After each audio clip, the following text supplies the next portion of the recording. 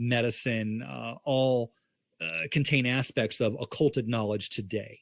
It found its way into Christianity as an allegory for solar worship, and on and on and on. But these tricks, this occulted knowledge, and specifically on the dark side of it, is where Thomas really concentrated, and he utilizes this knowledge for self-gain, as an addict, as a weak person who is afraid of work. He just sucks off other people like a literal vampire. So he does use this occulted or hidden knowledge and wraps himself in it, and he uses it to confuse it. He has totally immersed himself in it. And the puzzles, when you look at puzzles, why is Thomas involved in puzzles? Thomas is involved in puzzles because puzzles are obfuscating. They are hidden. You can mind fuck and manipulate and twist within a puzzle. Everything is, it's all subjective, and it might be something else, and you can turn it and twist it. And that's the realm where Thomas lives. If Thomas had to deal with people one-on-one in person, like every day, like shake hands and do a job, he would fail. He has failed. He's failed his entire life to be an upstanding, decent human being. He has a criminal record, stalking cases, rip-off reports, and a list of victims that are willing to stand up in court and testify against him for being just a scumbag. He can only live in these shadows now. That's the life he's made for himself, that personal hell. So as I was stepping out, I had to step out and take the doggies out. But as I was stepping out, I heard Affable saying something about emptying your mind of ego and things of that nature. So I got to ask you. So when you got away from a lot of this, did you ever seek any therapy? Did you have to seek any therapy? Because one of the biggest things that they did with Anna was tell her that she had to forget her past life, everything about her life. She was going to be reborn.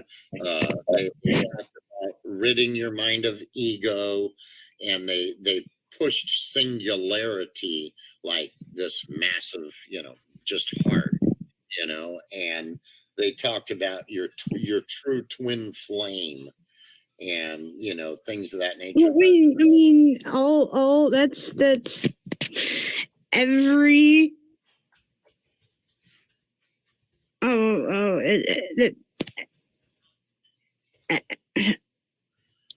any metaphysical, those are just common metaphysical topics. It like if you go on to Pinterest and you Google any one of those topics, it's just what gets more clicks. It's what's more popular. Right. So that's what they're gonna tell her. I don't know. That's my guess. I don't know. I'm sorry. No, you don't have to apologize. And I know that's it's kind of hard to field questions and stuff, especially many years after the fact with stuff. So, if you don't remember or there's something that you don't even want to discuss, that's fine. I want to discuss it all because I think it needs to get discussed. I'm trying to sort it all out. Right. Yeah, no, I get it. I'm just kind of going through some of the things I had to see if I can think of any questions. Because, I don't know how involved you were, how heavily involved you were with the puzzles. And, were you involved in solver groups that had some of the people that are still on, on Twitter and stuff? Like Bobby Sarawald, Daniel Dowd, or... Oh, no. No, I was just mainly a part of Lestat and Schulenberg. Like, that's my only, and that's why I sort of stopped, because I don't know why I was there, to be honest with you. I just sort of stumbled into it. It was weird. So were they both in the glass bead game and Cicada, or was it just Cicada where you ran into both of them? Oh, they were in the glass bead game, and then Cicada, and then like Cafe. I don't. Yeah, I think it. Maybe I was.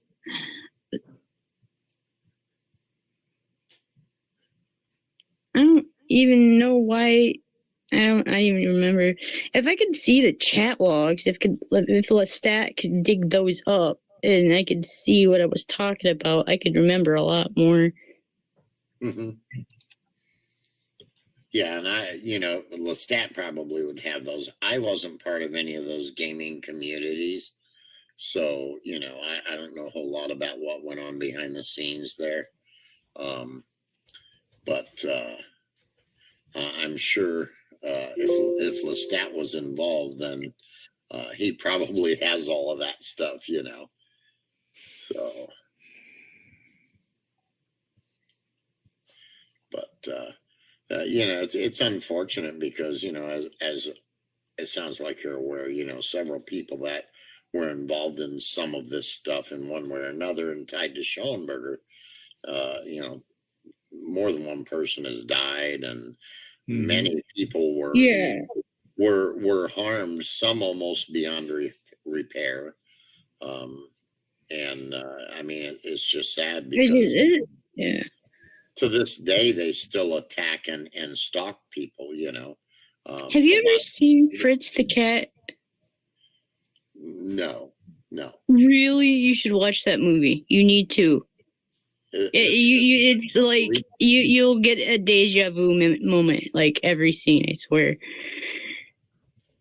So can you can you find that on Netflix, or you gotta hunt YouTube? Yeah, I'm pretty sure you can find it on YouTube, and I'm pretty sure it's free.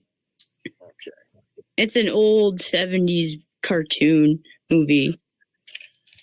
All right. But it's animated by the same guy who animated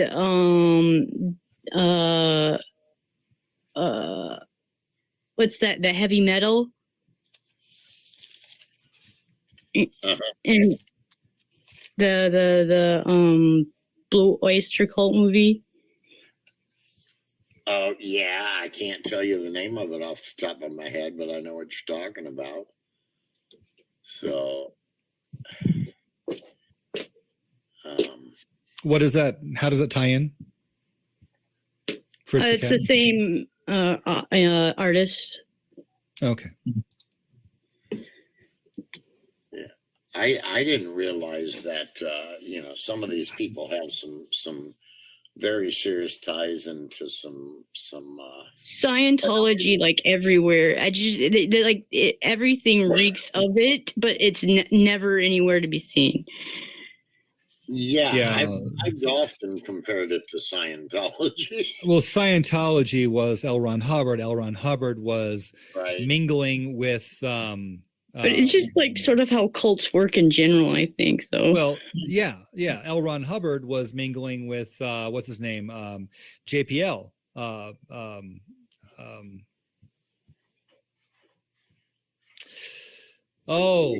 JPL, the rocket guy from California who was associating with Aleister Crowley. Oh, right? Yeah. Aleister Crowley is an interesting guy, though. Sure, of course he is, but yeah. And he did say that he didn't like L. Ron Hubbard. Like, he didn't like him. Yeah, Jack Parson, yes. From JPL was swapping wives with L. Ron Hubbard in their orgies and shit. And was they were all fucked up together.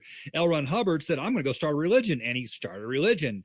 When you look at the military CIA ties to this entire group of people, which ties in shortly before the Manson, CIA, MK Ultra shit, it's all tied together. All of it. It's all crazy. Like the CIA is everywhere. All of it. Scary. Yes. Like, I don't know if I'm getting drafted or not. I don't know anymore.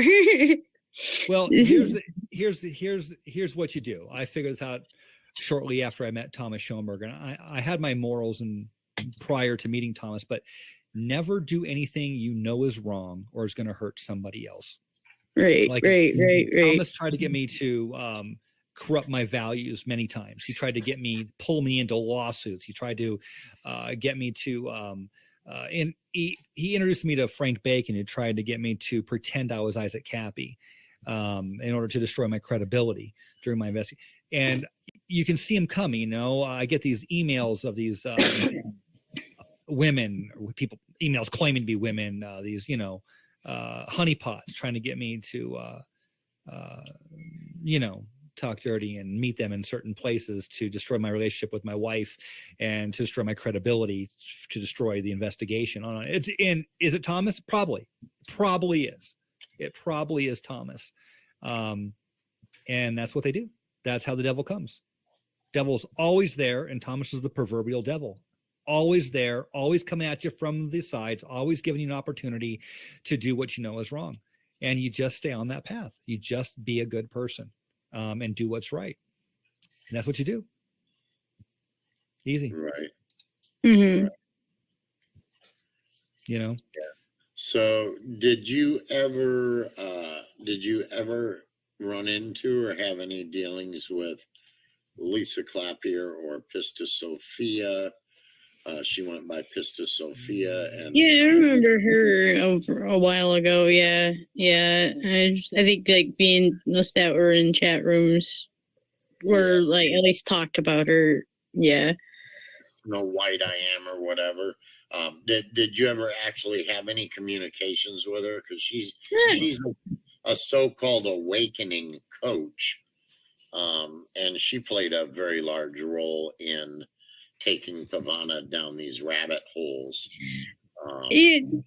I started kind of getting sick of the new age stuff, and I actually started going more like I started to actually listen to monks, Buddhist monks, and read religious texts, like really old stuff. Well, like I got really into like Zoroastrianism and just the older stuff, because it seemed more concrete, and that is, I got into the Kabbalion like a ton, because it just made a lot more sense to me.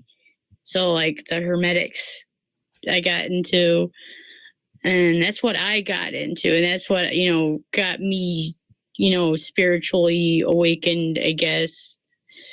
But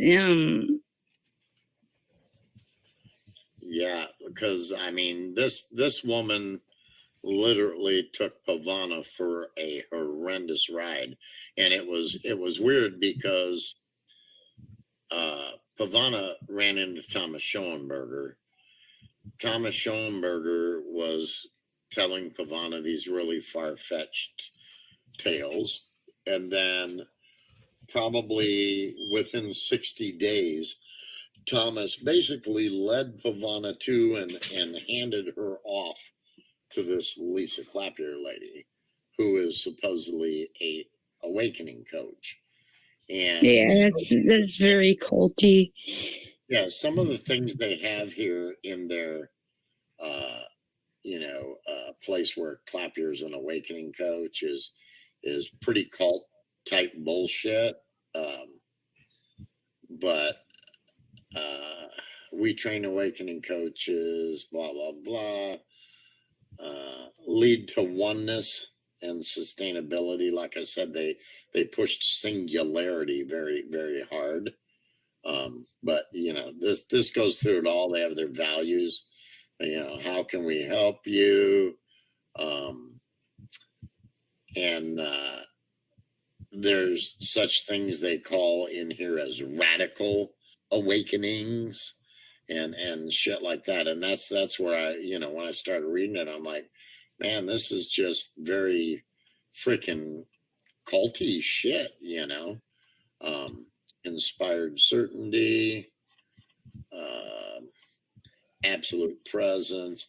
And, some of this stuff sounds really great and maybe not so harmful, but like, radical awakenings, I'm like, kind of like, God, just the thought of that and the verbiage sounds really, horrible. So, yeah. it says an awakening coach uses the tools of radical awakening to shift the client out of the web of thoughts, ideas, and beliefs to bring totally present both internally and externally. When we are absolutely present externally, then we hear sounds more vividly and colors become brighter. We can really pay attention. So when Pavana had her breakdown, and I was researching all this stuff, that's when I ran across all this garbage. And it was like, you know, sounds more vividly. They say you hear more. Pavana was so sensitive to sound that she had to walk around the house wearing a set of headphones, kind of like the ones that Phoenix has on his head there, because sounds were just like deafening to her. And I mean, it was some pretty wild shit, you know, radical releasing. But I was just curious, midwifing, the unique gift.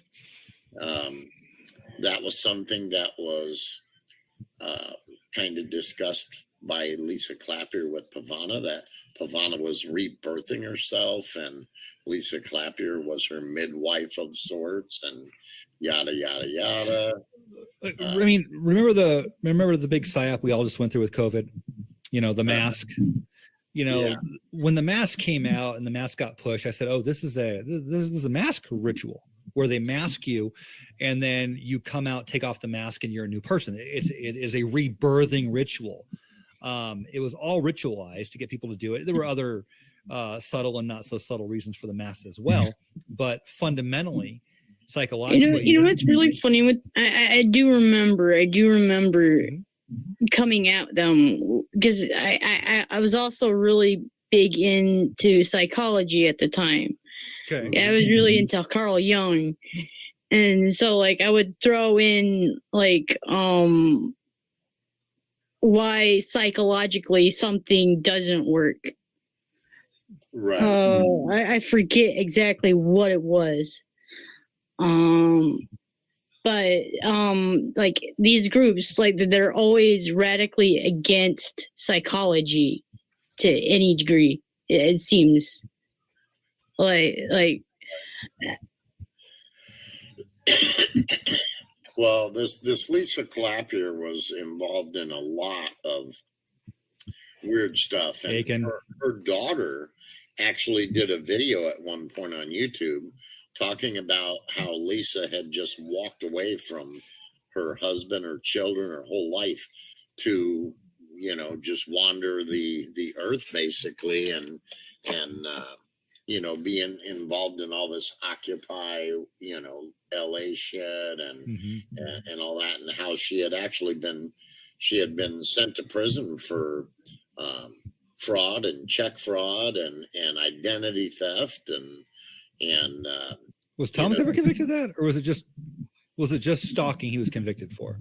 I think Thomas was just stalking, but Thomas got judgments against him for fraud. Yeah. And shit, for frauding women out of money. More than one judgment. I mean, Beth's lawsuit alone, there were 9 counts against Thomas in that lawsuit, which included fraud and you know, some other monetary things, and you know, she won on all 9 counts in her lawsuit against Thomas. Is she ever going to get any of that money back, you think? I don't know. I mean, I'll be honest. So Thomas was court ordered to do this, and this. He hasn't abided by any of the court orders, not in any of the lawsuits that I'm aware of. And I think what it's going to boil down to is, you know, Beth is going to have to take him back to court. Yeah. And take him back criminally for contempt of court. And then, you know, to be totally honest, they could jail him at that point. Does she have a GoFundMe for that at all? Is there someone we could donate to, or? I don't think that she has any kind of a GoFundMe up, but I haven't really talked to her a whole lot about that end of it yet. I do know that that when she was in court, because I was in the LA court case, I was able to sit in on Zoom and listen to it because I had put in a declaration and the court subpoenaed me. although they never called me to physically testify, they looked Sure. at my declaration. But I was actually sitting in on those hearings, and the judge basically directed Beth Bogarts that if things weren't followed through, that she needed to file this as a criminal contempt case, and kind of guided her on how she needed to handle that process. So, Mhm. I mean, at this point, I think it's just a matter of time before that happens. I hope it does. I really hope it does. Vinny says, "How does a guy on probation get away with all this, all this still?" Maybe because the world's falling apart. Well, and our judicial systems are not the best in the world, and as we all know, we see it on the the news that they are they're cutting people out of prison. They're doing away with bonds when you get arrested because they're saying bonds are unfair and yada. So They're racist. you get arrested for something and get thrown in jail, and you get ROR'd, released on your own recognizances with no bond. So there's nothing really making you come back to court. Half of them don't show back up in court, the actual criminal element. And the prisons are just releasing people willy-nilly. So it's hard to say. Yeah. So I don't know. It's a matter of time. Then hopefully Beth will do what needs to be done. God knows Gabe didn't, but maybe. I don't know. Do I dare say it? No, I won't say it. Yeah, I truly believe that Beth will probably take him back into court because that was a really nasty situation, and they are still attacking her. So I think it's just a matter of time. I honestly hope that I think her name was Isabel or Isabella, that Thomas frauded out of $400,000. Yeah. She sued him and also won. And there's a judgment involved in that case. And I'm pretty sure he hasn't paid a penny on that either or followed through with what he needs to. So she could also take him back for contempt as well. So, there's a lot of things, a lot of skeletons in his closet that still. I wish Rick would come forward and testify in court as to where the bodies are buried and the shit that happened. Thomas is scared of Rick. Thomas is scared of Rick. So, for the record, just off topic, there's 3 more people here in the chat now than when CV said she was going to leave. So, I see you, CV. I see you. I know you're watching. I'm trying to think here. So, where's Denise? I had to leave earlier. Denise keeps sending me 1940s love songs. Denise, I'm not leaving Alicia. It's not going to happen. You can stop catfishing, okay? You can stop catfishing me. So Denise won't come in here. She knows better. Well. So Rick Wilson, that is the guy that came on that talked about Thomas possibly being involved in some art thefts and some other really heinous things. All kinds of shit. Yeah, he was the guy that knew him from like high school or college or something. Out of high school, they had a place called the Nightmare House in LA. It was like they were squatting and there were people who go there. They would do drugs. There was open sewage. It was just like this abandoned, torn up house that people were getting sick in all the time. But Thomas would bring his girlfriends there and they all had their girlfriends there. And there was a band going on at the time. And yeah, there's a lot of shit, Rick mentioned cocaine. He mentioned cocaine dealing. He mentioned Thomas would sit on the sets of porn. That's what he said. Right. His words, not mine. He said Thomas loved to sit on the sets of porn being filmed. He said Thomas would take off and he would come back with like just bags full of money from back east, just bags full of money. And he would like splurge. He would buy people clothes and he would buy people all kinds of shit. He said he wasn't stingy with it. He'd throw it around left and right. He said that he would go into LA not far from Hollywood Boulevard, and he would meet with somebody and come back, and he would have like $6,000 a pop or something. Don't quote me on that, but it was around like $6,000 or something, if I recall. This is in the early 80s. And he said, "Who are you meeting with?" He's like, "This guy just wants to talk to me. He wants to talk to me about like what people are doing and what the kids are doing and the trends and stuff." Wow. And he told Rick that it was a guy by the name of George Soros. And he said back then, like, no one, like, who the fuck was George Soros in the 80s, right? He was just a fucking dude. He was just a dude. But, you know, in hindsight, like, he realized that Soros was paying people to give him the on the ground story as to what was going on for trends and whatnot. And that's what Rick told me. He told me, he said he was almost killed twice. He believes that it was Thomas who did it. He came back from, I think it was Ecuador, Colombia, with a ruby or an emerald. I forget which. The only person who knew they were coming in that day was Schoenberg. And there were two guys at his house. One had a gun, and he got the gun. Rick's a 7th degree black belt. He's really good at fighting. He used to fight competitions, competitively. And he said he disarmed one of them and shot the other guy through the throat. He went to court over it, and he was found innocent. You know, he told me that there was a guy, a cocaine dealer, that wound up dead in his trunk down either in his driveway or right like down the street. And it was the son of a mafia stuff, huh? No, what mafia? No, it was it was a director. It was a Hollywood director. It was his kid who was dealing the cocaine that Thomas had business affiliations with. And it seems like a mafia. I mean, if you come in, you know, out from, you know, the outside in. Yeah, maybe, but you know, it's not always the mafia. But anyway, he said that like 4 guys came to his house and grabbed him and took him up to this Hollywood house. And the guy put a gun in Rick's face and said, "I'm going to give you one chance to tell me what you did to my kid." And he said, "Dude, like, I didn't do anything to your kid." And he said, "Thomas Schoenberger told me.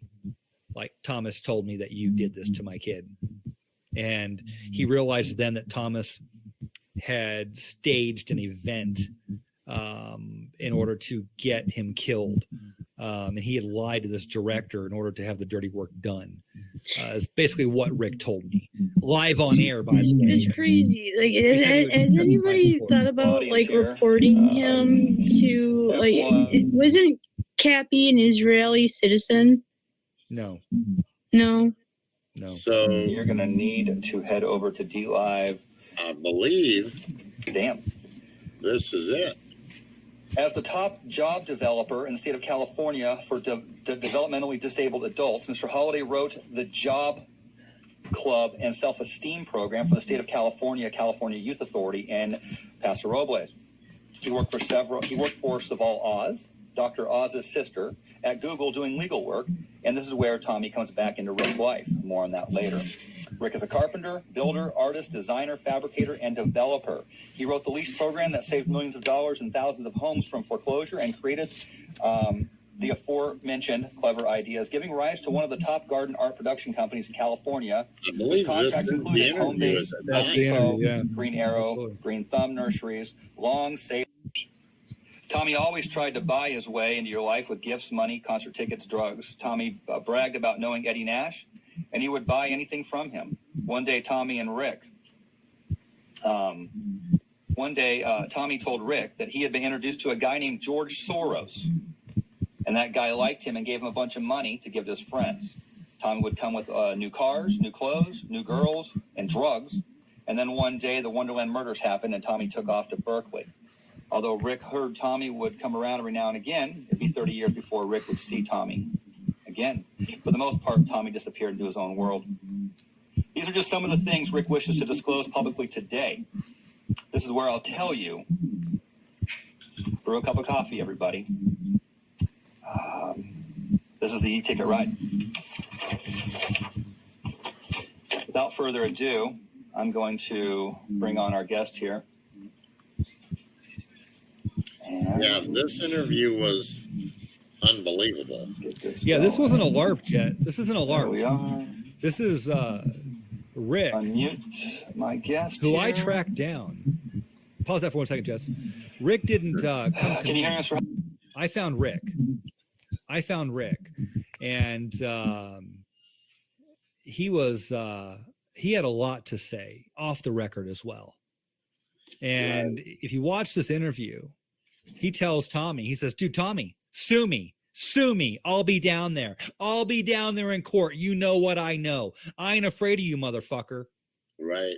And Thomas, what Thomas do? Thomas emailed me, you need to look up Rick and his association with the so-and-so police in Paso Robles. So I call this detective that Thomas gives me the number to. And he's like, yeah, I know Rick. I'm like, you know Rick? He's like, yeah. And he's known Rick for 20 years. I said, what, Thomas Schoenberger? He said, I never heard of him before. It's like, oh. He's like, he just called me the other day and left a message on my unit here. I said, how do you know Rick? He said, Rick deals in information. I think it was something to the effect of information without being too specific. And that was it. I'm like, so you don't know Thomas Schoenberger? He's like, I have no idea who Thomas Schoenberger is. Nope.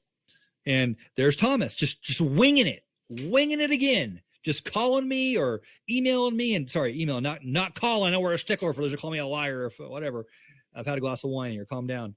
But right, because if you make a mistake, you're a liar, and you're always a liar, and you're discredited forever.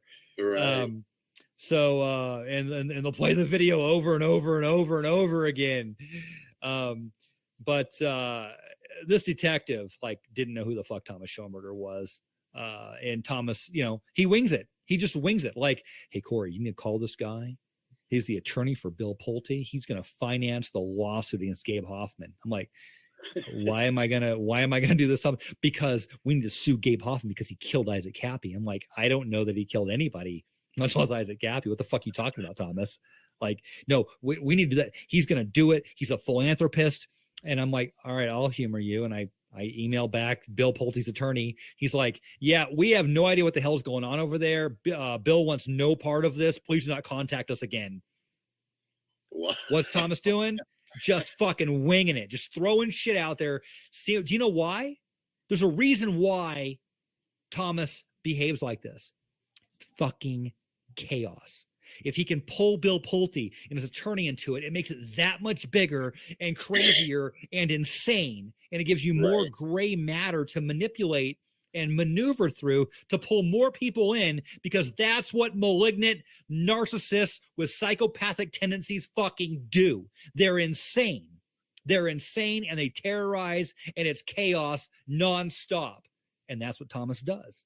It doesn't matter, because Thomas has nothing to lose. He's judgment proof. Right.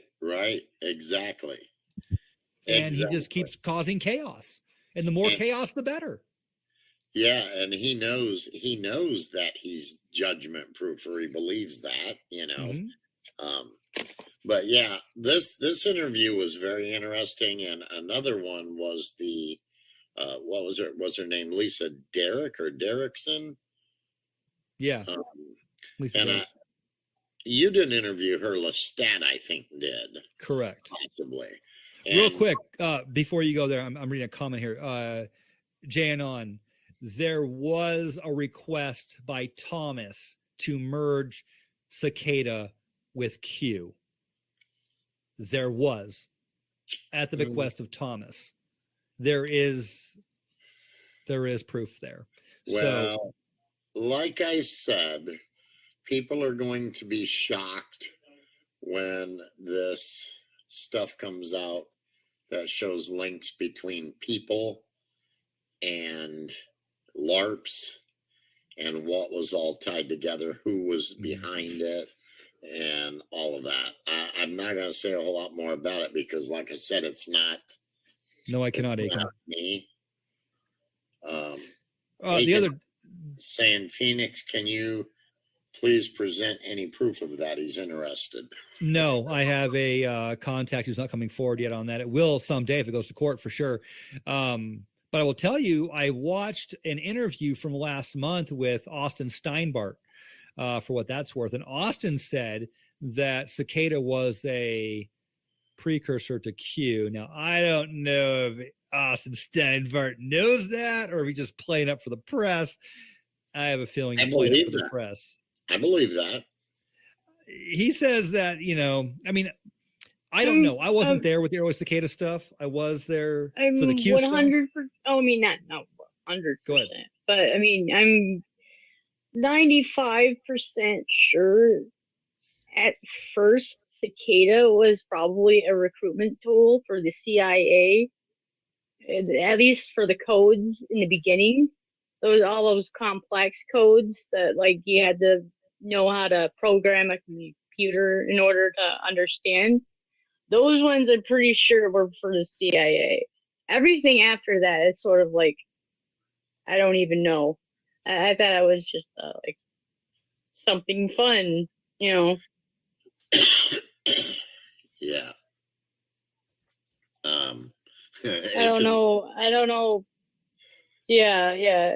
I mean, I figured it was gonna be like something government related Mhm. in the end, but I don't know. It just, it's weird. I will say that I personally witnessed the Q thing morph into the 5D thing, right? I saw, because Isaac was going on about the 5D thing, and then I saw, who was it? Juan O'Savin, aka the American James Bond, aka the American 007, aka Agent W, right? And then who was it? Rick Blessed to Teach, and Gene Decode, and Michael Jaco, going on and on and on about the damn 5D thing. And I did track a bunch of Isaac Cappy's tweets to Twitter Hive that were involved with 5D remote viewing and psychic attacks. Like, really, like, not playing. They were psychic attacks utilizing remote viewing. There was a recruitment group out there doing that. So, but then, I have a lot of Q-tard friends, and a lot of them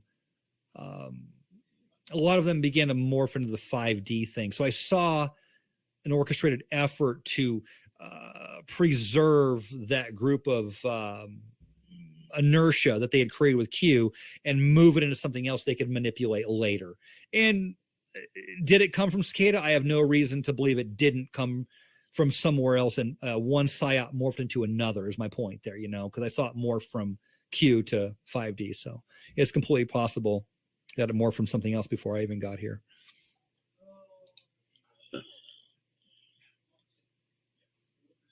So, for what it's worth. I don't know. Is Denise live broadcasting it on Twitter?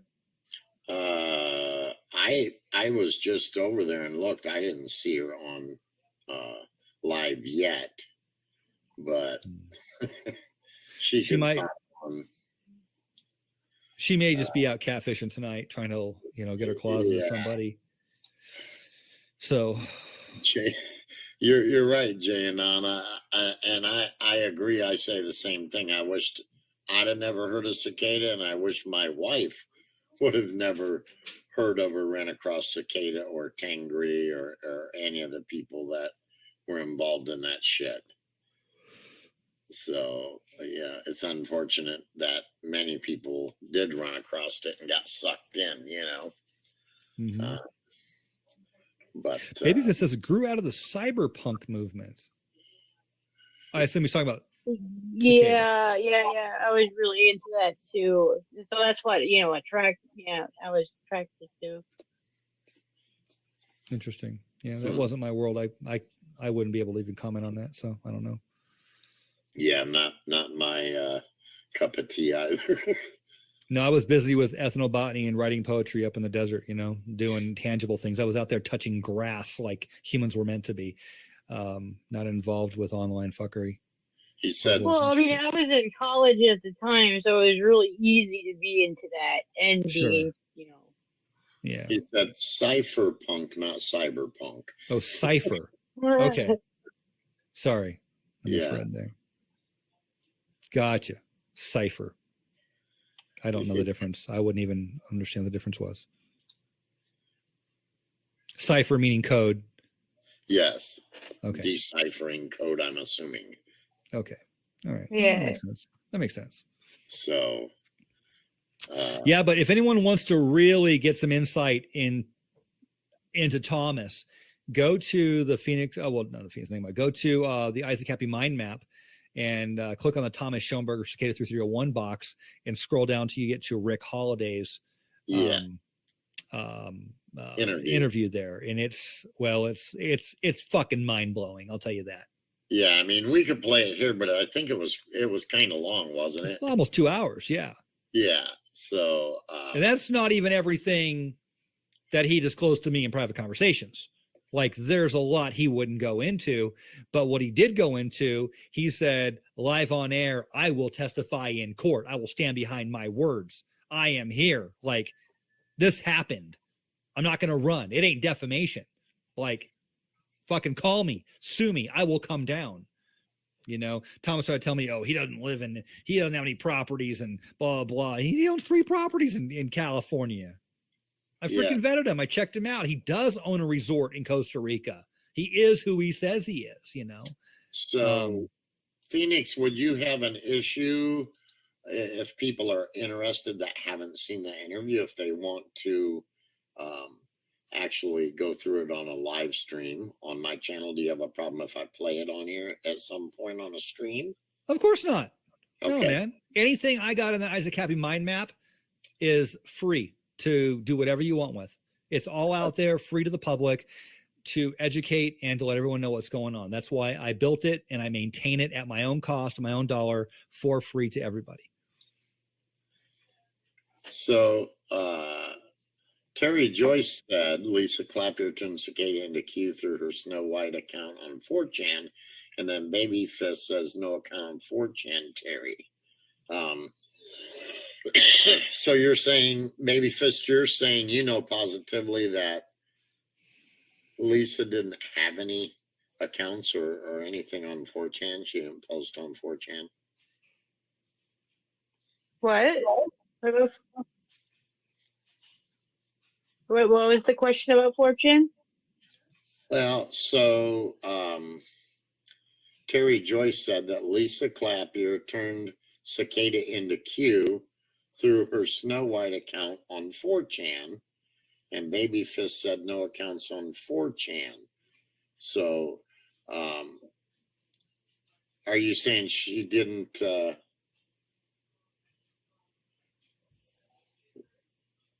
So she didn't have a Snow White account on 4chan, but you're not saying she didn't post there. I mean, there's no doubt she definitely pushed a lot of the QAnon shit.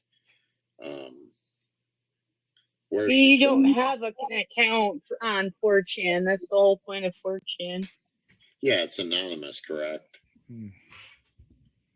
Yeah, no accounts.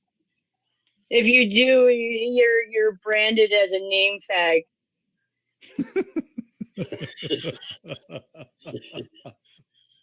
Diane says, Corey, how did the Gabe thing work out? I'm glad you stuck to your guns. The last time I spoke to Gabe Hoffman was on your show when he said he did not threaten to sue Evan Hensley. And I read the letter from his attorney where he threatened to sue him 3 times in the letter. And then he said he did not threaten to sue Zach McQuaid, to where I read the letter and he threatened to sue Zach McQuaid. That was the last time I spoke to Gabe Hoffman. Wow.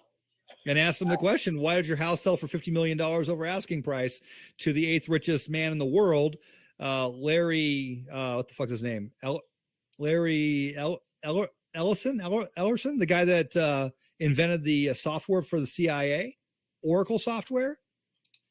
You had your houses for $28 million, Gabe, and it sold for $80 million, $50 million, more than double over the asking price, to Larry Ellison, the guy that invented the software for the CIA that they still use. So It still blows my mind how connected to the government it is.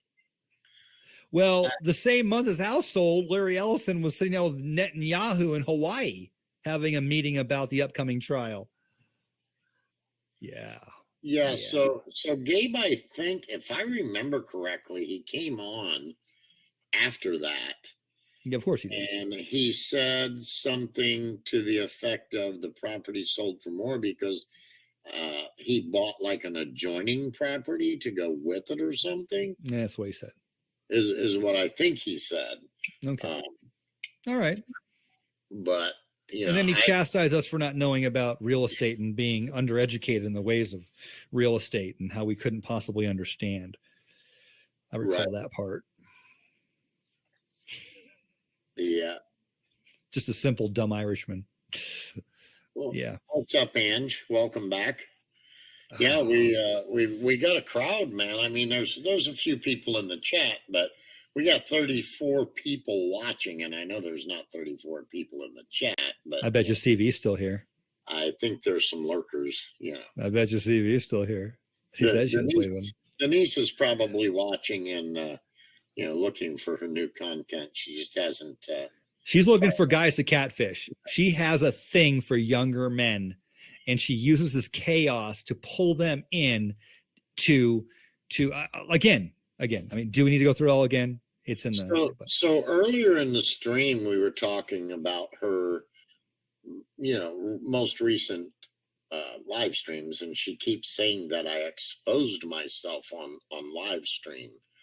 She keeps saying so are you trying to tell me that I should not have lifted my shirt and showed her my boobies tonight on live stream to expose myself? So now she's going to try to catfish me? Is that what you're telling me? I'd be careful. I'd be careful. Either way. I'm not sure. I can't say for certain, but this Kluver-Bucy syndrome, it can be rough, man. It can be rough. I'm convinced it is responsible for the hypersexuality within the elderly retirement homes. So Kluver-Bucy syndrome. Again, for those of you new, just coming in here, Kluver-Bucy syndrome is a very rare cerebral neurological disorder associated with damage to both temporal lobes, resulting in abnormalities in memory, causing hypersexuality and idiosyncratic behaviors. Now, I'm no doctor. I'm not giving medical advice or theory here, but it would really explain a lot in terms of Denise Mattow's behavior and how she catfishes younger men on these conspiracy, LARPing conspiracy channels and tries to pull them in to create a dialogue to where she can turn it and then manipulate them in a private conversation to get what she needs. And again, our personality profilers did point out that if you searched her, they would probably most likely find bondage gear and amyl nitrates. But like I say, that's just theory. That's not a fact. That's just one person's opinion. So it's not defamation by any means. But a lot of projection going on here. She uses the word catfishing at least 5 times in every video. On average, on some is 2, 3, some is more, but I think she realizes what she's doing and she can't help herself. I think because she couldn't have me, she's continuing to go after Thomas Schoenberger, and she might be a feeder. What did we identify earlier? The adipophilia, which is the attraction to overweight, obese people. She may have that going on with the Schoenberger thing. She might not even realize it. So I don't know. Yeah. I don't know. We'll see what she has to say in future Twitters. I mean, well, unfortunately, Bobby Sarowald was up here one night and, we were kind of talking about, maybe Denise needed a man, and we tried to convince him to take one for the team, and he refused. And unfortunately, I guess that upset Denise because then she claimed that we were trying to set her up to be raped. Yeah. So, I don't know. Maybe he's too young for her. I don't know. I don't know how too young for her is, I don't know. I'm not sure. How old is Bobby? He used to be at what, his late 20s, early 30s? I'm going to guess he's got to be in his 30s. Okay. So, Aiken said now he wants to cuddle. Well, Aiken, maybe you should come over here to the States and go cuddle with Denise, and maybe she'll settle down a little bit. Yeah, exactly. I think she will. Yeah, maybe she just needs a cuddle buddy. I think she does. I think she would chill right out, you know. I'm a farmer. I have goats, you know what I mean? When you know, Jesse, when you live on a that's farm, cool. you know, I want a homestead so bad.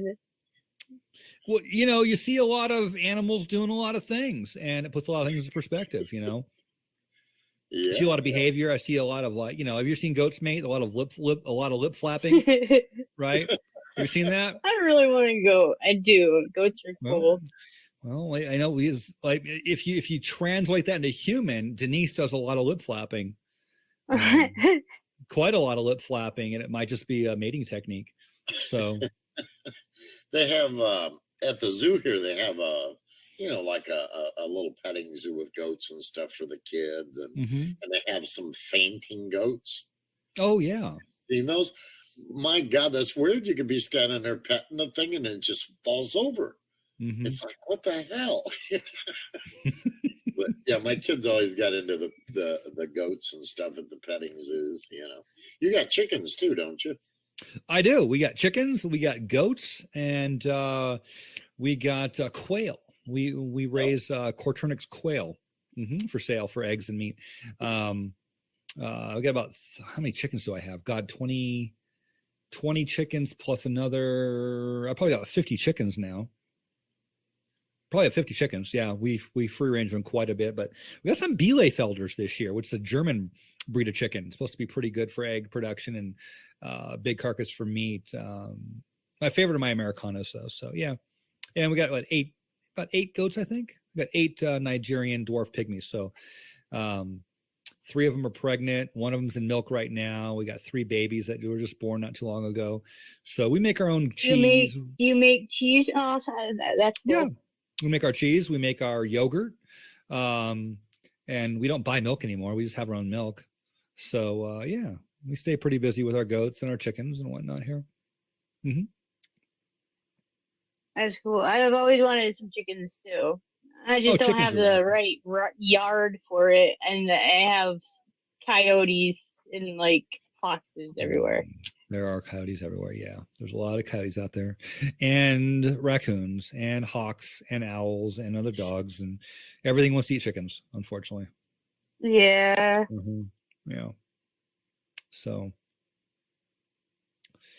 Aiken says, I'm still a little concerned about Thomas's pancreas. I had a vision the other night about it. Well, maybe. I mean, we'll see. We'll see. Are you remote He's on the best of shape or having lucid dreams? I had a crazy dream the other night, and it was like the first dream I've had in a very long time. It was it was like a flame, but it was a hand, right? It was 2 hands, and they were like doing all these wispy things with their fingers. It was like the first vivid dream I had in about 4 years, I think. I dream every single night. How do you not dream? I don't remember it. I know for sure I do, but I just don't remember them. I don't know what that is about.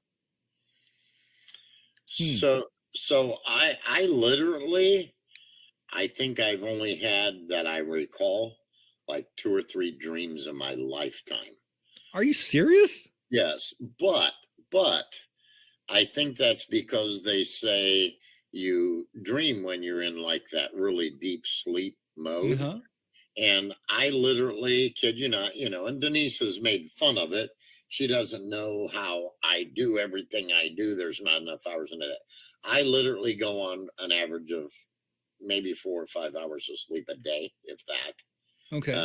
There's some days, I left the club. We had the time change Sunday morning at 2 a.m.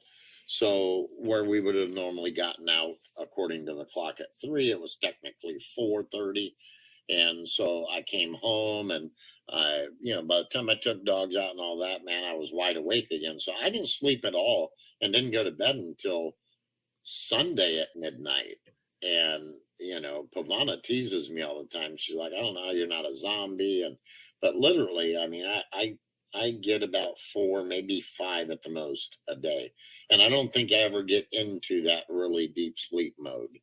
I hear anything. I have a scanner that's on my headboard, police scanner.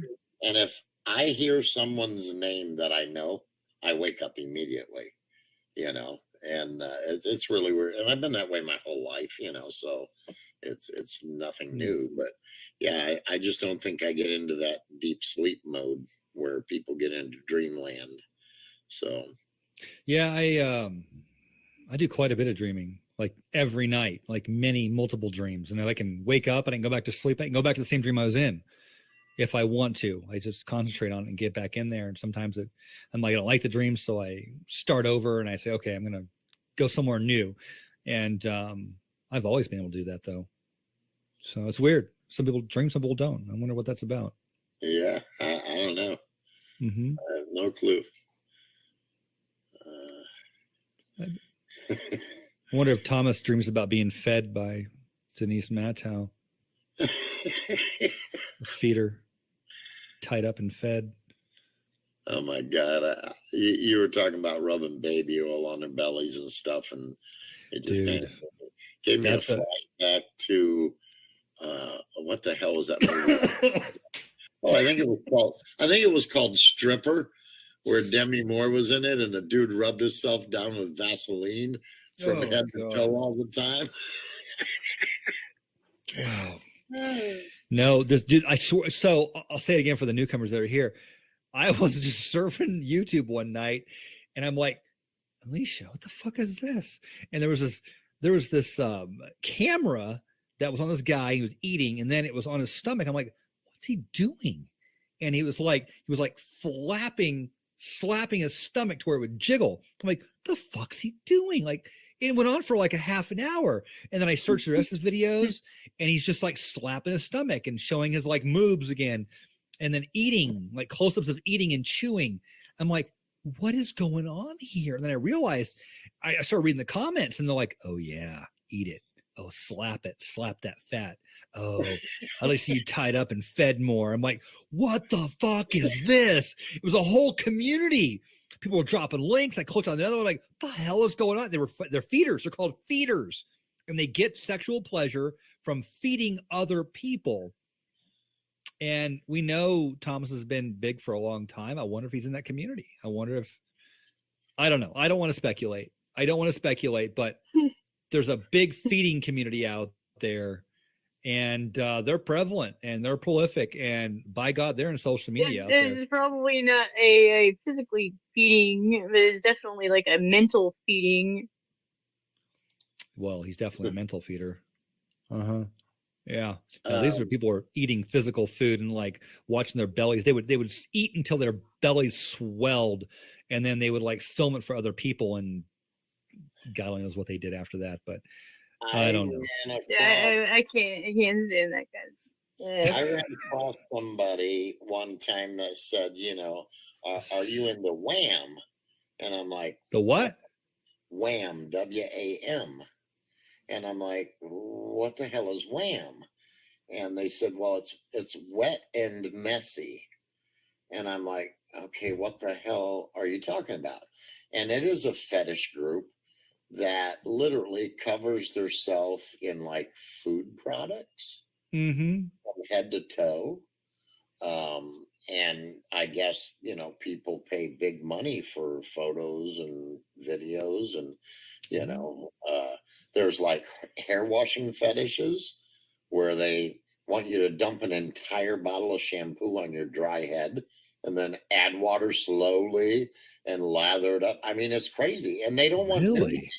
They don't want nudity. They want you fully clothed and in formal gowns, getting covered in tomato sauce and whatever. And it's crazy, the fetishes that are out there. Yeah, that just shows how far the species has fallen. I mean, back when we had nothing in society, men would sit around on hillsides contemplating, the universe, and now they're pouring tomato sauce on themselves. Yeah. I don't know. Well- We've definitely fallen. I mean, you got to think that some of those, protesters would probably be against that because you're wasting food.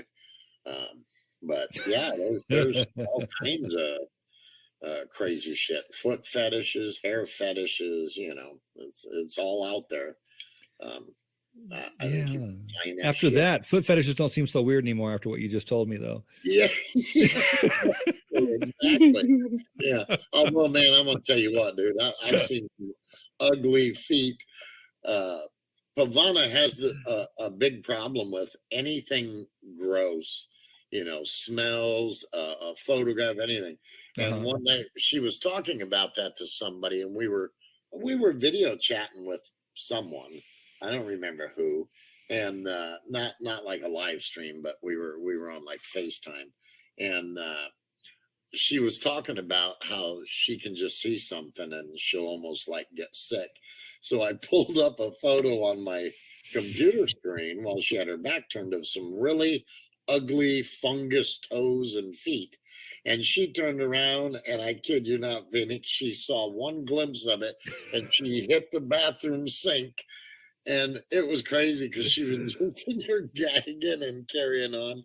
I mean, it's crazy how easily she can get thrown into that mode, But, and again, I guess that's just the bigger lesson here is go out and touch grass. Go out and have a normal life. Go out and get a chicken or, get a farm. Go live. Go outside. The air is, clean. The sun is shining. Go down the street to Circle K and say, do you know who Thomas Schoenberger is? They'll say, no, who the fuck is Thomas Schoenberger? There's a world out there away from all of this that people need to understand to rebalance. As much as Thomas Schoenberger wants to destroy everyone's lives that he can because he can't help it because he's a narcissistic psychopath, you can get away from it. You can, live a normal life. And I just encourage people to really do that. Do that regularly. Rebalance, it's out there. It's out there away from all this stuff. Yeah.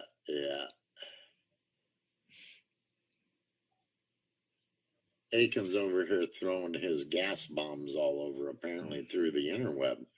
I don't have smell-o-vision, Aiken, so that doesn't affect me. No, I don't smoke grass. I do not smoke the devil's lettuce, man. I don't do it. Me Never neither. agreed with me. Yeah. Me neither. I'll have a glass of wine, some good scotch every once in a while, but that's about it.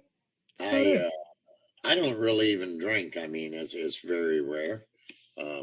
But yeah, I have a lot of friends that partake in marijuana, but it's not my cup of tea.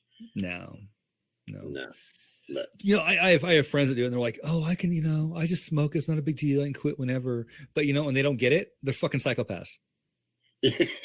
I literally, if I'm in a room and people are smoking it, because when Pavana and I played poker a lot, we had our own poker club called the Pirate Poker Club, and it was a group of 6 of us, and we played poker at least once a week for years, and then we would join these big, what most people would call a high dollar buy-in locally, couple $100-$300 per person tournaments, and the 6 of us would join, and we made a lot of money doing that, by the way. But they would all smoke. They'd fire up a bowl, smoke a joint, whatever. It was constant, and I'd come home with a damn headache every night. Oh yeah. Played poker, it just gave me a freaking headache, and so yeah, I've never partaken in it, but I don't hold it against anybody. I mean, shit, it's legalized in so many places, and to each their own. If that's Oh yeah, what for sure, So- for sure. I just don't care for the smell of it. And I remember, when I lived in Scottsdale, friends would say, "Oh, hey, we're going out tonight. Come on, let's go to my place real quick. We can meet at my place." I'm like, "All right, great, man." So I go over there and 3 of my friends like, "Hey, man, we're gonna smoke up." I'm like, "All right," and they'd get high. we'd go out. They'd sit there and stare. Like they just sit there and stare. They were stoned. I'm like, all right, this is fucking fun. Like 3 fucking stoners just staring. Like there's no conversation. There's no nothing. Like, all right, I'm out. See you guys. Yeah, that's. I mean, we joke about it a lot. It's kind of like somebody who's stoned. They usually don't get in accidents because they drive really slow and really cautious. Yeah. And then they stop at a stop sign and they wait for it to turn green. So, Yeah. but, yeah. Yeah, I've never done the harder drugs, but that doesn't stop Thomas Schoenberger from telling everyone that I'm a meth addict. Has he accused you of being on meth yet? No, I don't do any drugs. Never have. Oh, I know you don't, but he's not accused me of that. He's accused me of that. Accuses me of being a criminal, a pedophile. Murder? Did he accuse you murder yet? Well, Denise has accused us of being involved in many murders. We're a murderous cult. Didn't she just accuse me of murdering her daughter? Well, in the last video, she denies that she's accused us of murdering her daughter, yet she will say we are part of the cult that killed her daughter. So I mean, yeah. And then she said, I'm a part of the cult. Because when I was on your show last, I said, Denise reached out to me and wanted me to call her. I called her a couple times. She never answered. But I was told that if I have a conversation with her, it's a matter of time before she accuses me of murdering her daughter. Right? Right. And everyone in the chat laughed. And then I watched that video she made, and boom, I'm part of the murderous cult that killed her daughter, apparently. So, I mean, I spoke it into existence. Much. Yeah, it doesn't take much. She literally denies all the time. I never said that they were involved in my daughter's death, but we're a murderous cult that's tied to her daughter's death, and we're supposedly interfering with the investigation into her daughter. And it's unfortunately, I say it every time. It sounds mean, but I don't give 2 shits about her daughter's death. It doesn't have any bearing on my life. And unfortunately, because she's made these accusations, I had to go look into her daughter. And I found I believe it was on Facebook. I ran across a memorial page for her daughter that I think was put up by some of her friends. And there was basically what I consider a suicide note that was left by her daughter. And there was also like a last will where she was saying she wanted, certain things to go to certain people and all that.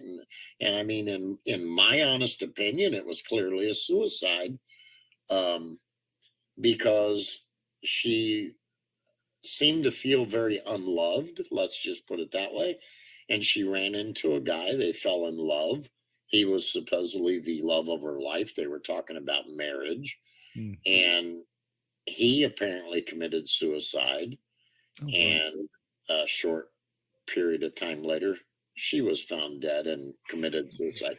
And I believe, if I'm correct, it looks like they both died of overdoses.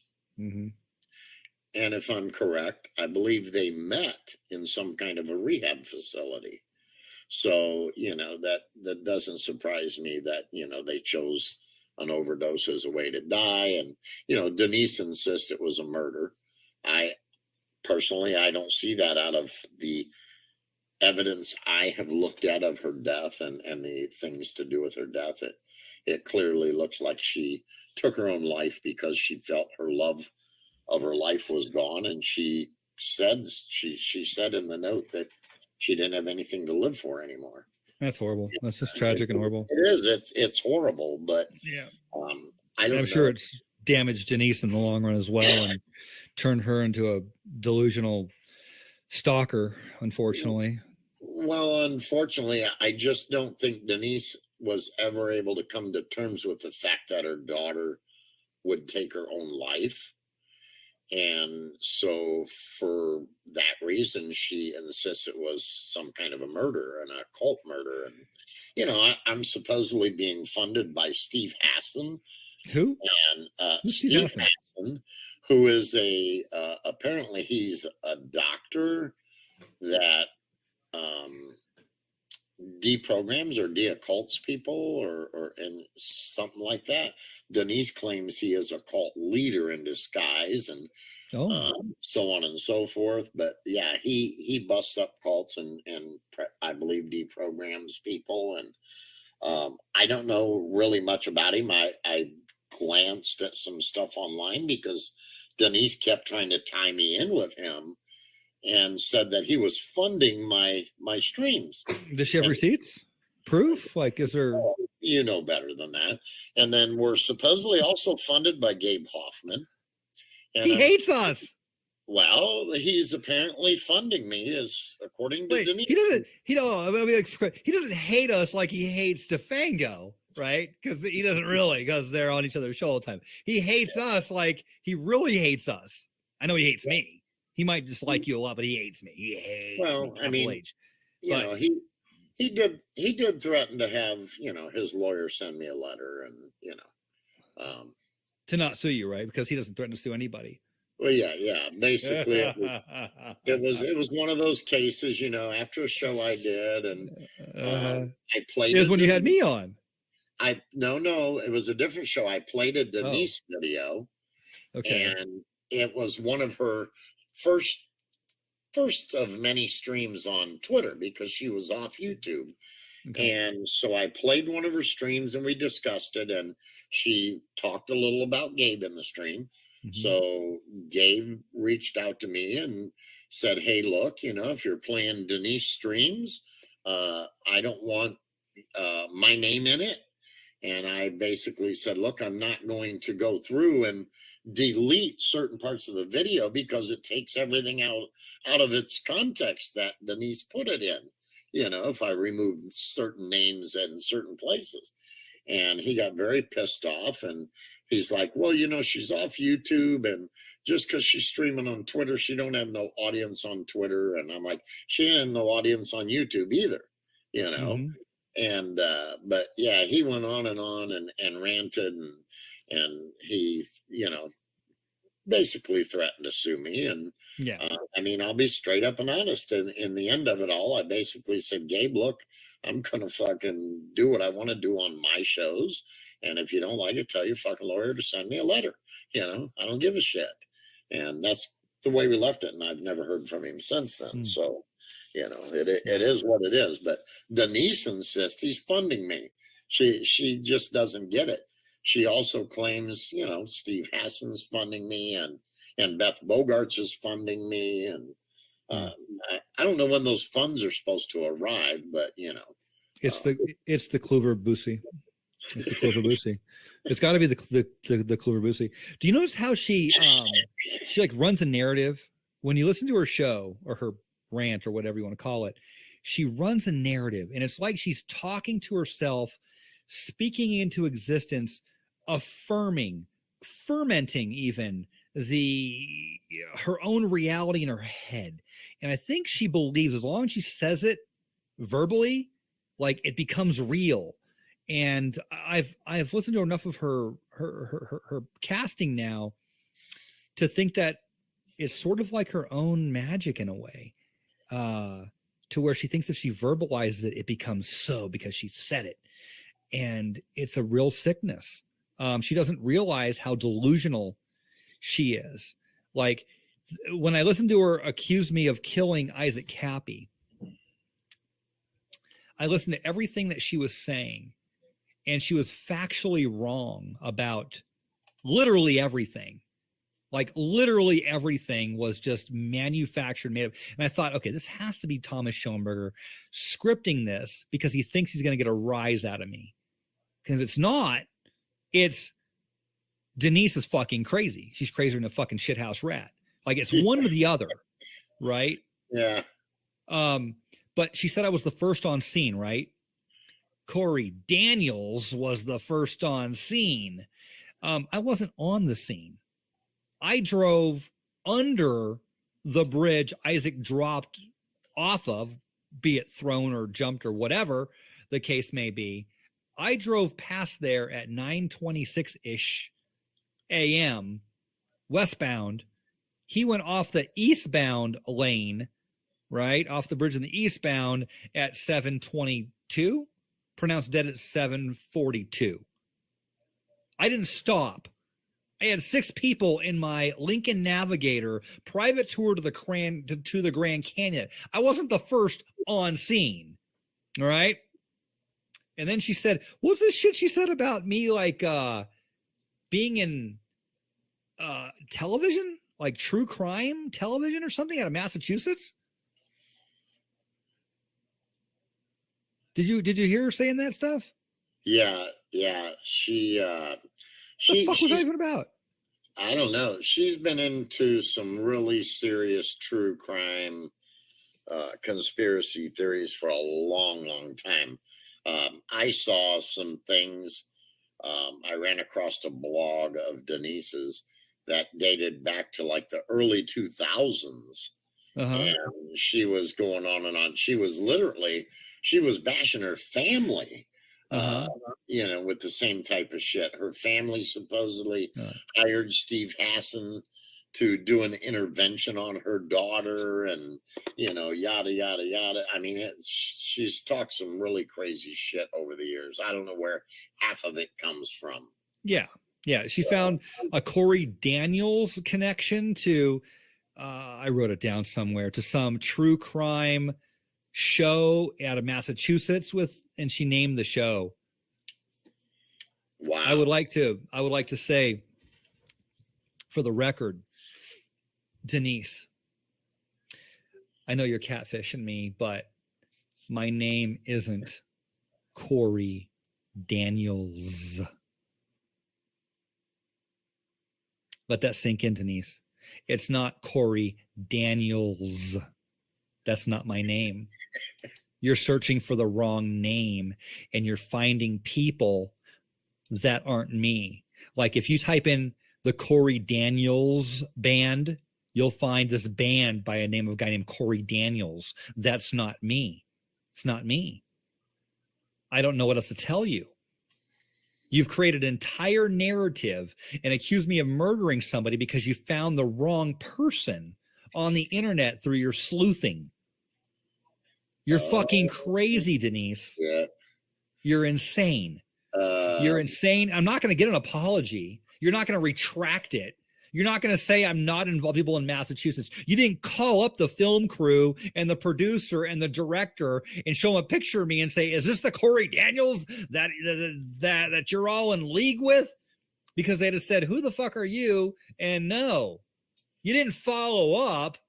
You just went on your show and said something on Twitter thinking you're going to defame me or, muddy my name up or something. That might work. There are enough people that just fall into social media and might hear your little 20-minute rant about me and say, oh, well, this Denise Mattow woman said that Corey Daniels was on a true crime thing in Massachusetts. It has to be true. And no one ever looks into it.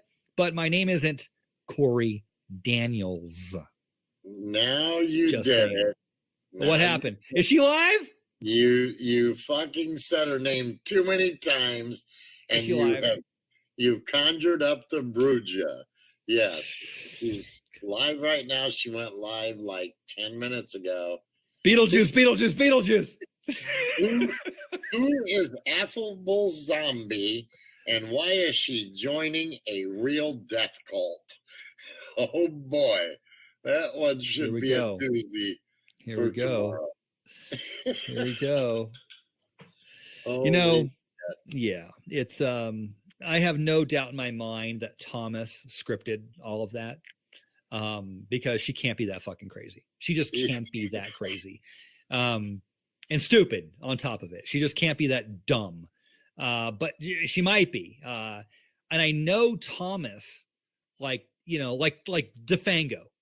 DeFango says shit like Jake Spear was the spear of destiny that I found in the Mojave. Just he throws out this net to see who he can pull in for more chaos and shit, right?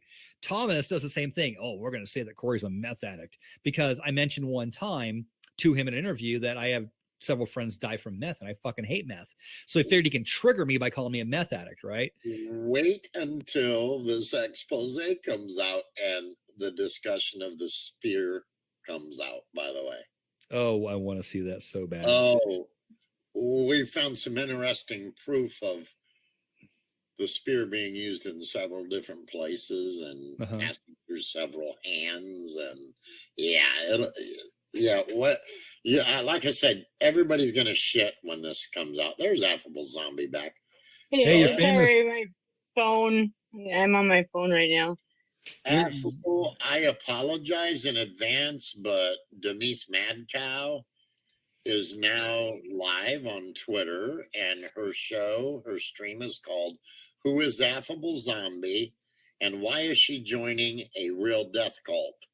So What? be prepared. Oh boy. You have now joined the cult of Sewer Town, apparently. So Oh. Welcome to the club, Zombie. Yeah. Yeah. It's only a matter of time before you're accused of killing her daughter too, just so you know.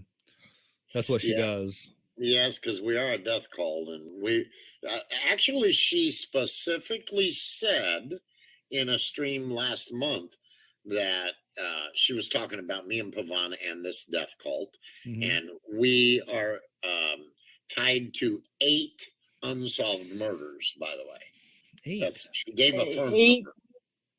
8 unsolved murders. She didn't say whose murders they were, but 8 unsolved murders apparently we're tied to, and we were somehow tied to the Chinese government and Chinese cults, and we're targeting Chinese Americans. And why Chinese Americans? We're focusing on Michigan State University, and we suck them in, and then we turn them over to the Chinese government, who wants to kill Michigan State University? Yeah. Well, she said I was involved with a true crime show out of Michigan. Really? Yeah. Well, like there was a true crime show. I forget what it was called. I wrote it down somewhere. And that I was trying to like get famous on some show. And that's why I was doing what I was doing. Yeah, I remember hearing that in one of her last streams. Yeah. Why Michigan though? It's so crazy. It's creepy. Why anything Denise Matow does? Like why anything? It's just all insanity and chaos, delusion. Yeah. Like there's Does no she rhyme or live reason in Michigan? Denise? No, she's in Texas. Corpus Christi, Texas. Christi. Yeah. Huh. Yeah, I can never pronounce that right. I always have to say Corpus Christi. Like Christi. I'll be tagging the Corpus Christi police about the Kluver Boosie too there, Denise. They need to be aware of you for adult social services and geriatric social services. So yeah. If you keep catfishing me, I'm gonna make a report. So I've told you no. I've told you no, Denise. I love my witch. So stop.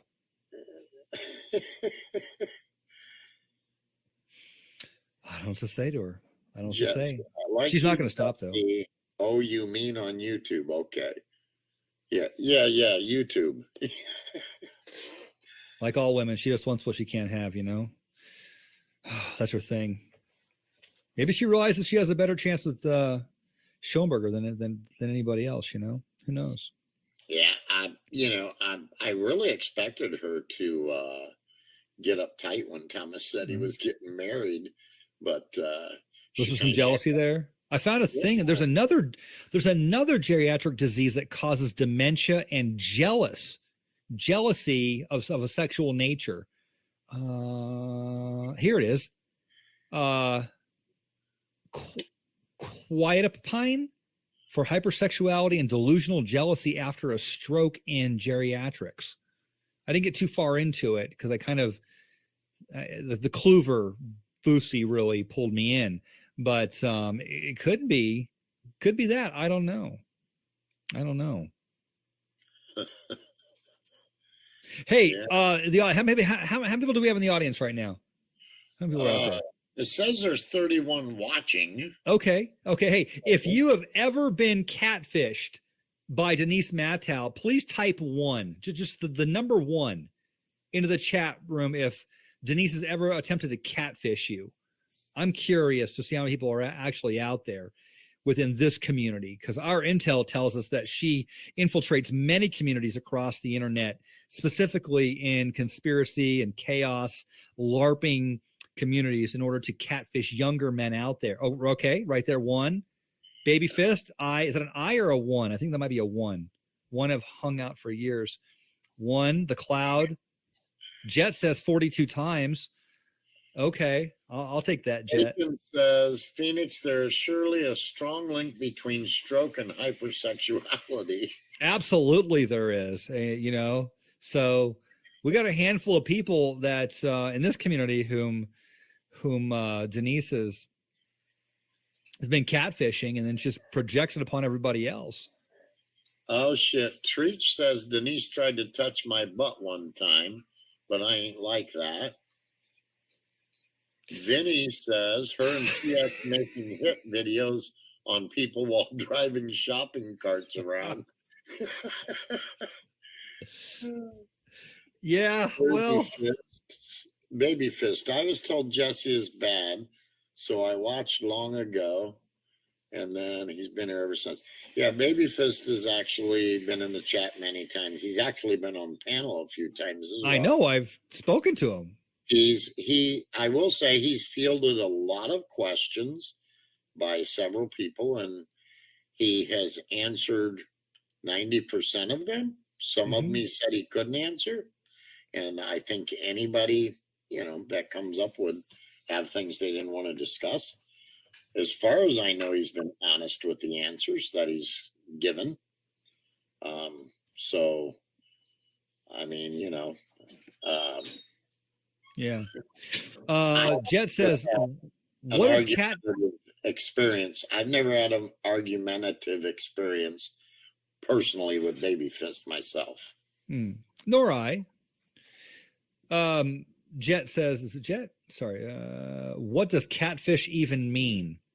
Catfishing is a deceptive activity in which a person creates a fictional persona or fake identity on social networking service. It's used for financial gain, to compromise a victim in some way, as a way to intentionally upset a victim, or for wish fulfillment. Catfishers are predators who create a false identity in order to lure people into relationships online. So there you go. That's the catfishing. And of course, we hate most in the world what we see in ourselves. And with all the projection going on with Denise Mattow and the accusations of catfishing, there can be no doubt at this point, no doubt that she understands and realizes that she herself has been catfishing men through these communities for a long time. And I think she's frustrated at this point. I think she's just frustrated, Jesse. I think she needs the D. I think she needs, some cuddles, and she just hasn't gotten it. And I think she realizes that she's going to have to settle for Schoenberger. And as prospects aren't looking too promising at this point, I think she's just made the deal that deal with the devil, that proverbial deal with the devil. And she don't like where she's at right now. I think it's just the anger. The anger is just coming out at this point. But I hope during her stream this time that she doesn't have her damn oscillating fan on, because I think it was one of the streams about you, or, you were in the title, but she wanders around to everything. But one of those streams, and a few in the past, she apparently has an oscillating fan on, and every few seconds you get this wind in the microphone. So it's sometimes tough to hear what the hell she's saying, So hopefully, Denise, I know you're listening because you're doing a stream about us. So please, if you're live streaming, turn your oscillating fan off, or at least make sure it doesn't oscillate past your microphone, because it's hard for us to hear your bullshit when the wind's blowing. There's enough hot air coming out of her mouth, That's probably why she needs a fan on, but yeah, it is what it is. Oh, she called out baby fist too, huh? Oh yeah, she did in the last stream. Actually, it was in the stream I played tonight on here. Yeah, she called Babyfist a couple names too. She thinks Treese. he's a double agent because he comes into my chats here. Mhm. And so, she doesn't like people that are supposed to be friends with Thomas that associate with, uneducated people like me in Sewertown, Yes. Yeah. So, I love how I've listened to her from in front of her tooth, and I've heard her speak about Thomas, and she has an excuse for everything Thomas does. He's autistic. He's brilliant. He's this. Asperger's too, yeah. He has Asperger's. He has Yeah. Asperger's syndrome too. And he's so intelligent, he can't help hurt people. And we are the predators because we've taken offense to Thomas's genius abuse through his life. And she overlooks everything. Denise is the type of woman who marries like men on death row who've been convicted of murder. Like she would have married Charles Manson. She probably did write letters to Charles Manson telling him she understands why he did what he did and how brilliant he was. That's the type of person Denise Mattow is. It's obvious. It's evident. I mean, she's proven it at this point. Denise, have you ever written a letter to a man on death row? I gotta know. Do you catfish men on death row? I gotta know. I don't know. It wouldn't surprise me.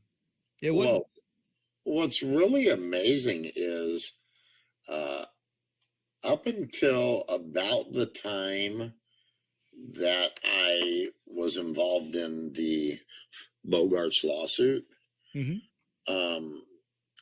Denise hated Thomas. Yes, I do recall that time. Right after that, she literally changed her course and all of a sudden became in love with Thomas. And I don't know, like I said, I do know for a fact that part of how Thomas sucked her in was telling her that he dedicated this requiem that he wrote to her deceased daughter, her murdered daughter. And then Thomas made a video one time and said, Denise might be right about some things. And she immediately, Thomas believes me. And so, yeah, it's kind of like, oh, shit. But we know he's paid her at least a couple different times. Or gotten other people to pay her. That's what Thomas does. Thomas gets other people to send people money. That way there's no direct link between him. Like he tried to get me to send money to Zach. Then he tried to get, we had Michael Levine send money to Zach. Then he had Alex Jones, cameraman, what's his name? Jib Camera send money to Zach. He does that. And he gets other people to send people money. That way he's not on record for doing it. Right. Yeah. I know he sent her like $50 or something for berets that she was knitting. And those were female berets, so it was like, why the hell would Thomas be buying those? Same reason somebody buys all of Hunter Biden's artwork. Right. Laundering. It's payoffs. Yeah. So, and I know he has sent her other money, also. But it's crazy. Let's see. I think someone in the chat room here said, Thomas just tells Denise what she wants to hear about her daughter, and she wants anyone to believe her and go into the fantasy there with her. That's where she's at. Is that simple? Well, the bad part is you also had Thomas, who literally hated Denise. In all. And then all of a sudden, like I said, here's this love affair. It wasn't just Denise that, was, in this hate fest. It was also Thomas. Thomas could not stand Denise, and it was unbelievable. Oh no, I remember those videos. You know, it's interesting. Most people are friends with Thomas first because he approaches them first, uses them, tricks them, steals from them, whatever, destroys them. And then they realize what he is. He files them into the second folder, which is, these are my enemies, tells all of his new victims, upcoming victims, that the old victims are coming after him, right? That's his MO, right? Right. Yeah. Denise is the only person to ever go back the other way again. Like, I don't know anybody else who Thomas approached, burned, they went on one side, exposed Thomas for what he was, and then says, "Oh, I was wrong about all of that. You're actually a wonderful person." She's the only one. What does that say? Yeah. So let's He was listen to that. heavily involved with setting Sam Fullerton up to be the shooter, which Sam Fullerton was. And because of the civil war that's going on inside our Department of Justice, and maybe also because of the fact that the person in Arkansas who's in charge of the Sam Fullerton investigation is a female, and I think there's a big problem because the sheriff that's allowing all that crap to go on in Ohio with this gang is also a female. Okay. So let me tell you about what happened today. I have reported Denise Matow to the Arkansas Task Force, and yes, it is a woman who's heading up the investigation. I gave a clip of this video where she falsely accused me, and then I gave screenshots of Denise Matow in communication with Manuel Chavez and with Bobby Sauerwald and with Arturo Tafiowski. So I also did another thing too. I spent an hour today emailing 18 people within the Corpus Christi area Homeland Security, which includes the Coast Guard and others. I have urged my friends who have professional status, doctors, lawyers, whatnot, to also send the same thing separately with their professional emails. So I can tell you without a doubt that Denise Matow is now being watched closely in Texas and in Arkansas. So are others. So she wanted to continue to put out these sociopathic rants. This lady, well, some people say she's a sociopath, others say she's a psychopath. I probably say psychopath, but a dangerous one, and one who's very cunning and calculated, and, a DNC paid operative with links to Bobby Sauerwald, Gabe Hoffman, Manny Spiticus, Chavez, and others. So, Denise, congratulations. You just made some new lists. So now, what you're witnessing here is not some sort of traveling goiter. It's what the Italians would call scarafaccia fagoccia, which is the cockroach farm. So, you take a look at that scarf. They come out of Milan, Italy, which is known for their superior fabrics. And it's beautiful. Milan's fantastic. The food is wonderful, and what you do is you take a circle around the city, you go up to Lago Maggiore and Lago Como, and then on to Stresa, great wine there, and then to Campion, which is the Swiss border. But it's fantastic. Getting back to the scarf, what she's doing is that she's providing a hatchling farm for her cockroaches. It's warm, it's moist, there's always undulating motion because this lady will not give her vocal cords a rest. So I want you to consider this as more than a fashion statement. I want you to consider this as a place where newly hatched cockroaches can stretch their tentacles, get used to the insomnia, and pretty soon as they acclimate to that moist environment, well, and when they get big enough, they'll crawl down the back of Denise Matow, and they'll be enjoying the climb of Corpus Christi. The crazy cat lady with the cockroaches. So, I mean, seriously, where the hell did the love affair sprout out of? That's all I want to know. You know, Yeah, and now they're buddies, and now Thomas writes her scripts, and Yeah. and now she repeats it. I mean, I wonder what he did. I don't know. yeah, I just don't get it. You know, it doesn't make much sense. But like I said, you know, and it went both ways because Denise, she hated Thomas Worth of Passion as well, and so yeah, I just don't know where the love affair blossomed from, unless it's, you know, one of those sexual things, you know, that where people like to just be mean to each other, and Mhm. it very well could be. So yeah, it's She might be great. into that. She may be into that. Maybe it's Yeah, a dimension of the feeders, you know. Maybe it's a offshoot yeah, of that. I don't know. But yep, in any case, I'm gonna grab a bite to eat, man, and head off to bed. I got a big day on the farm tomorrow. So yeah. Okay, yep, thank you for having me. I appreciate it. Yeah. Affable Good Zombie. night. Nice Nice speaking with you. meeting you guys. Yeah. All right. so We'll see you guys again later. all right. Yeah, we'll talk more. Bye. Yeah. Nice having you here as well, Affable. Thanks for having me. So I appreciate you coming up.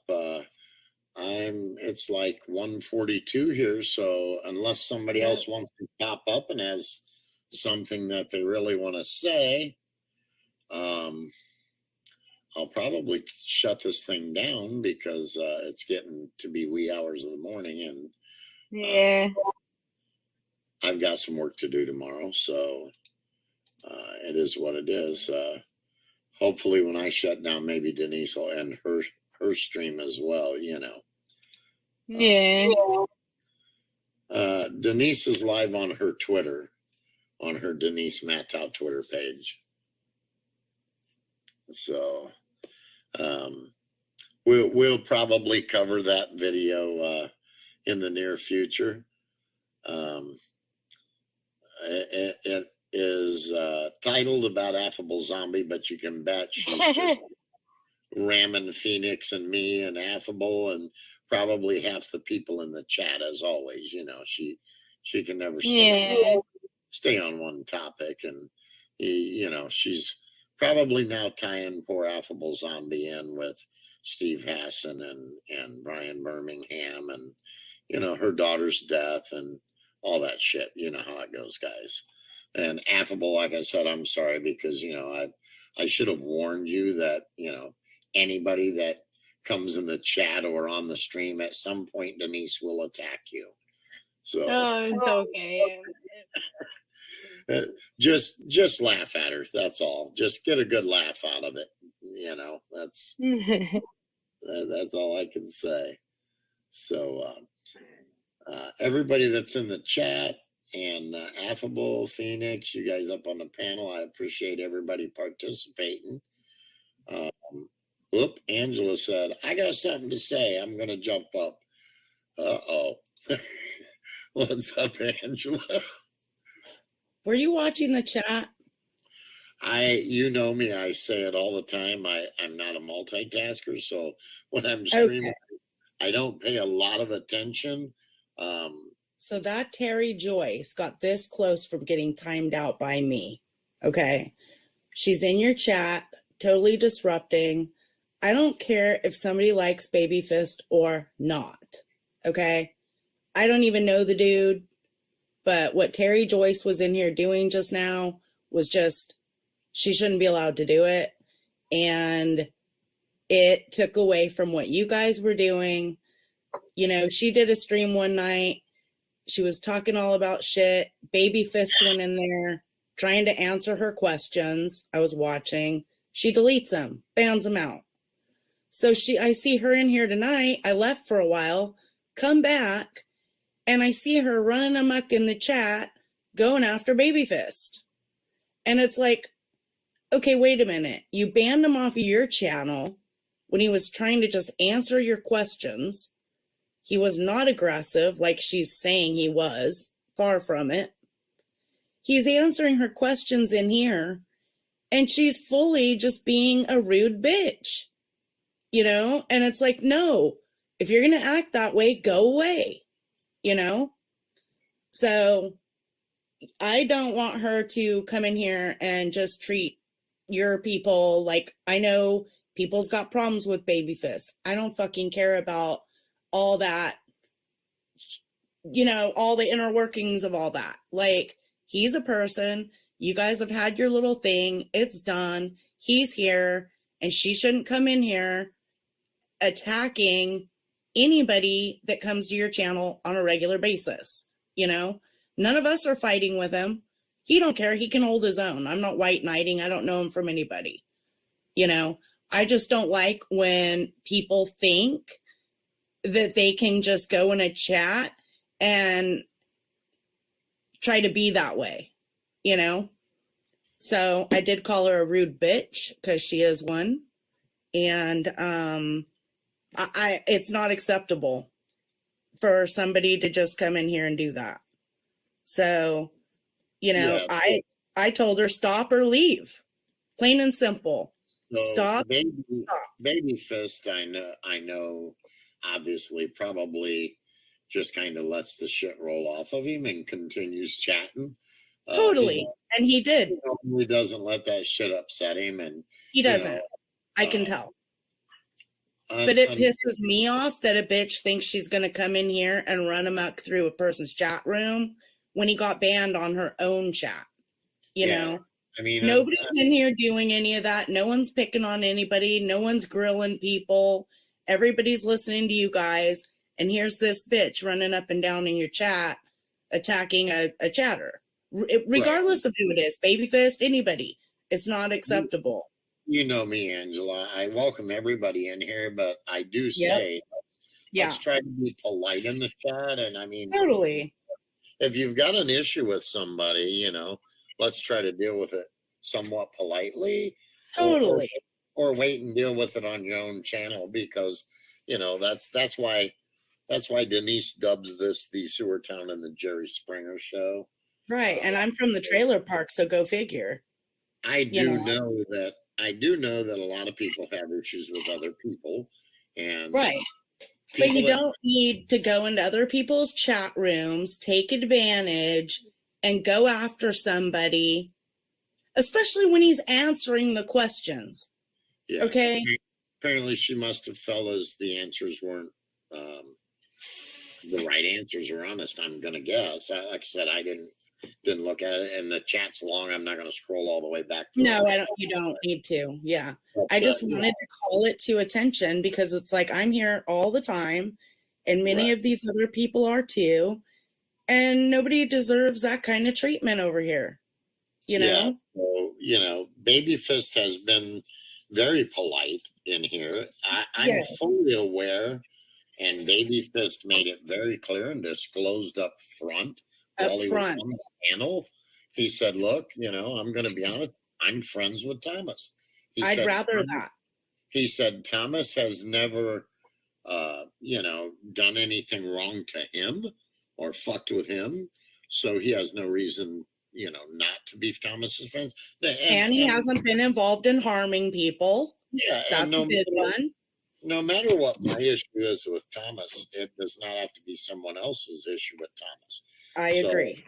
You know, Babyfist has been in here, and, you know, he's been honest as far as I know with any questions he's answered for me. Right. And even point blank talked about Pavana being fucked with, and he gave some pretty descriptive answers on some of the stuff. And I have no reason to not trust him. You know, I agree with that. And when I listened and watched all of that as it was going down, I felt the same way. And I am a person that will respect honesty. Right. If you're honest with me, I can deal with it.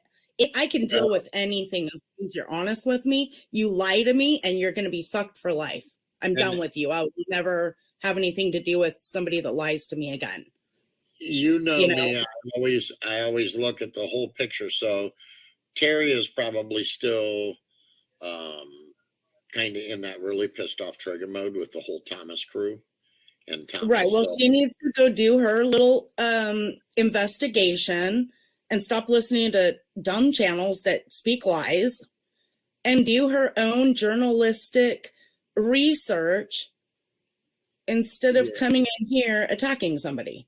Yeah, so all I was getting at was she's probably still in that really pissed off trigger mode at that whole Thomas crowd because they sucked her in at first via Denise and stuff, and then she found out rather quickly, you know, what they were all about, and then she got viciously attacked by them. So I'm sure she's still in that trigger mode. So she probably just doesn't like anybody that likes Thomas, and you know, Denise and them they use that against us. They say we don't like them because they're friends with Thomas.